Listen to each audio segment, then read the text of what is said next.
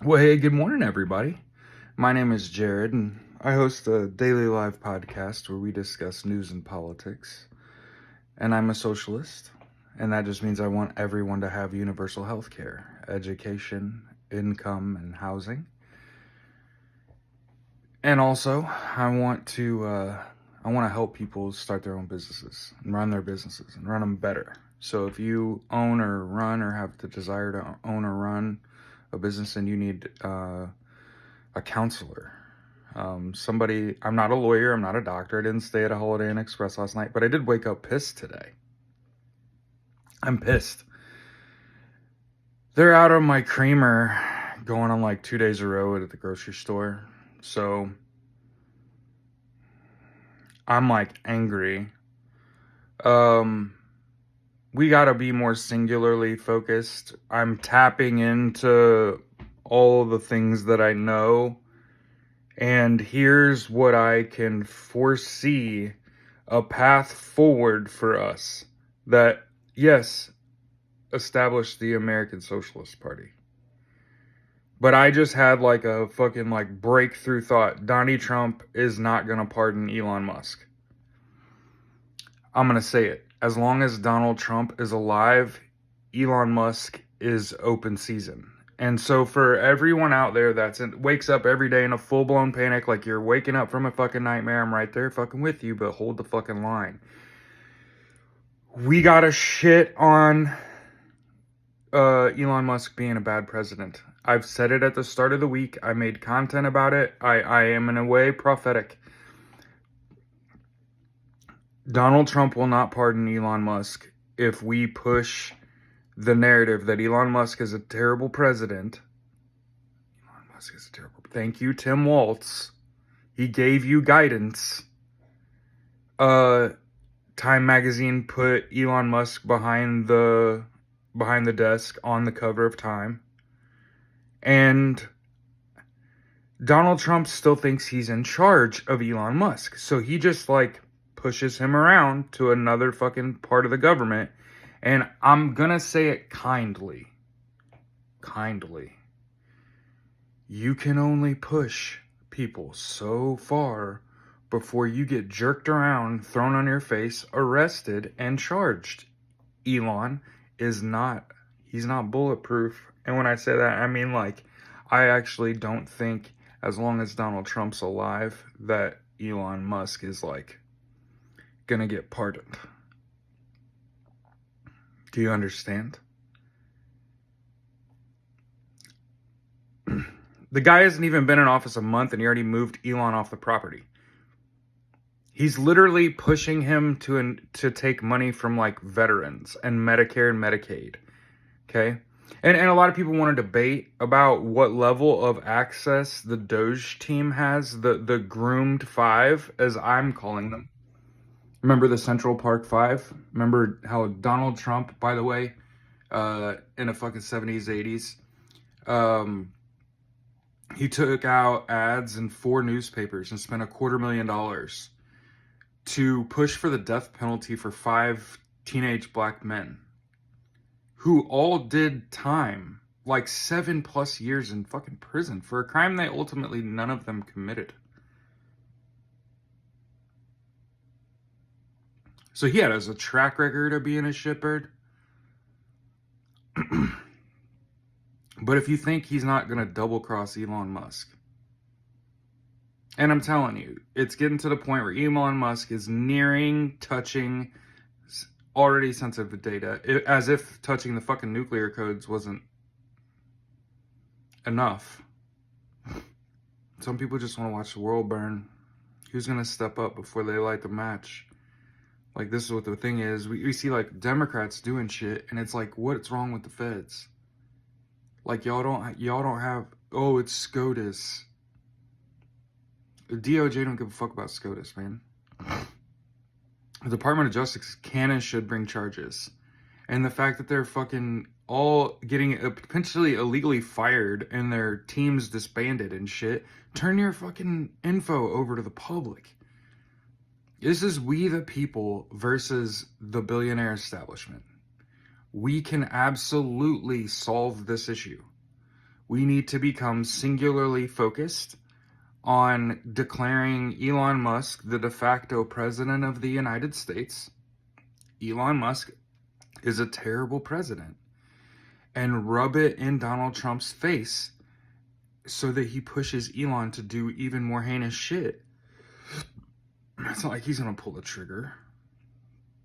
But eventually Elon's going to touch something that he absolutely should not fucking do. And as if he hasn't already done that. And I actually think there's a fear in the government that Elon Musk is building a robot army with his brother's company. And it's fair. He has spoken before in an interview about what if he decided to weaponize all those satellites and just bring them all down to Earth at one time. And so I do think we're walking a line where you can't put the word out that Elon Musk's got warrants. Otherwise, he sicks his fucking robot army on all of us and we die. In case you wondered why he's still roaming the streets. And I believe this. I actually believe, here's what I actually believe.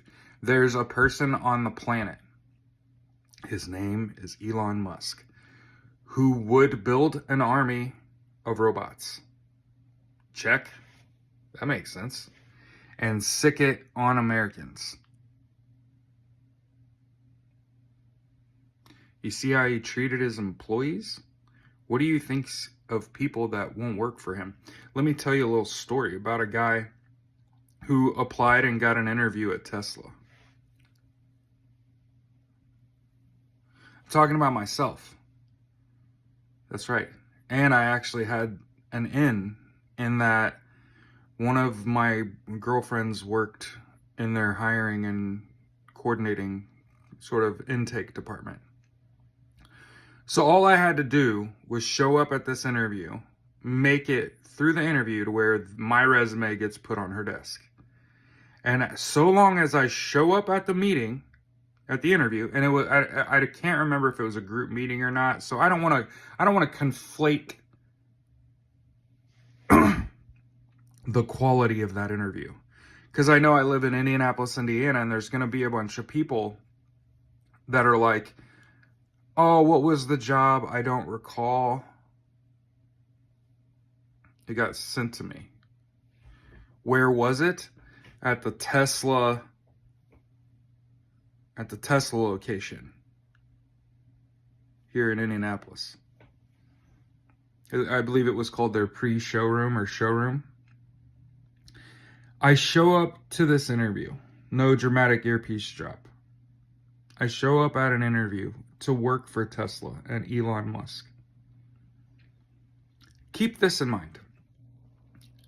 My resume was tailored to the position because I knew the person working in hiring and coordinating. It was a woman. She's a friend of mine. Okay? And my audience knows this, but my little elevator speech, I'm an Eagle Scout. I'm not only an Eagle Scout, I'm Order of the Arrow. I was in the Marine Corps Infantry. I have a college degree. I've been in college in 3 separate decades. I have no necessarily aspirations for leadership. I don't need a title. I'm a natural leader. Every job I've ever had, I'm usually going to be very good at that job. Maybe not immediately, but over time, I become. And I think that's an admirable quality in an employee, is that no matter how I start, I finish the fight. Like, I'm going to end up being really good at whatever I do. It's just, I'm willing to say, like, it sounds like concrete the first few times you say it. You know what I mean? That's just part of life. I don't drink. I don't smoke, right? I probably did then, but let's just forget about that. So keep in mind, show up, slacks, button down, tie, blazer, ready to interview to work for Tesla. I'm a fucking nerd. Do you understand this? I walked up, there's a dude and a chick, and so I'm trying to recollect this fiber for fiber, because I know there's people like, holy shit, dude interviewed to Tesla. No. Walked up, my resume in a binder, and an extra few copies, because you're supposed to have copies for up to 4 additional people at any time you take a non-entry level, and you should probably do this at entry level jobs if you really want the gig. Bring 3 or 4 copies of your resume, bring paper and pen to take notes, like Act like you want to fucking be here, bro. I wanted to go work for Tesla. I got a fucking interview at Tesla. This is 10 years ago. So I take my resume and I take one of the pieces of resume out, I hand it, and this is fine. And he looks at 1-page resume, Eagle Scout Marine, Purdue alum, college degree, still in school, been working, no drugs, no alcohol. Hands it to her. She looks at it. She steps out of the room, comes back. We are not interested. Now, keep in mind, I look like this. So that's probably the negative, that I'm not pretty. But when I think now, decade plus later, dude's basically taken over the world. And all I can really think is Elon Musk is a terrible president.